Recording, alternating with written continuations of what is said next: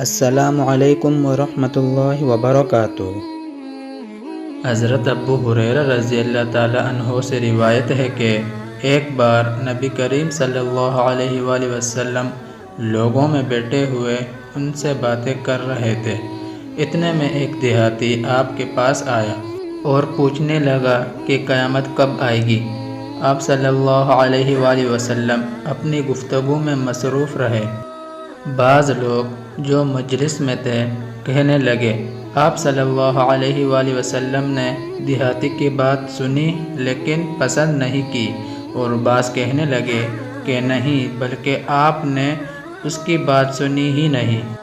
جب آپ صلی اللہ علیہ وآلہ وسلم اپنی باتیں پوری کر چکے تو میں سمجھتا ہوں کہ آپ صلی اللہ علیہ وآلہ وسلم نے یوں فرمایا، وہ قیامت کے بارے میں پوچھنے والا کہاں گیا؟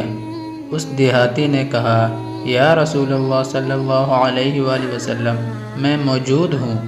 آپ صلی اللہ علیہ وآلہ وسلم نے فرمایا کہ جب امانت ایمانداری دنیا سے اٹھ جائے تو قیامت قائم ہونے کا انتظار کر۔ اس نے کہا، ایمانداری اٹھنے کا کیا مطلب ہے؟ آپ صلی اللہ علیہ وآلہ وسلم نے فرمایا کہ جب حکومت کے کاروبار نالائق لوگوں کو سونپ دیا جائے تو قیامت کا انتظار کر۔ آخر میں عرض کرتا چلوں، مزید ایسی حدیث یا علمی نالج ویڈیوز کے لیے ہمارے چینل سے جڑیں اور چینل کو لازمی پلیز سبسکرائب کریں، اور آپ سے سپورٹ کی درخواست ہے۔ شکریہ۔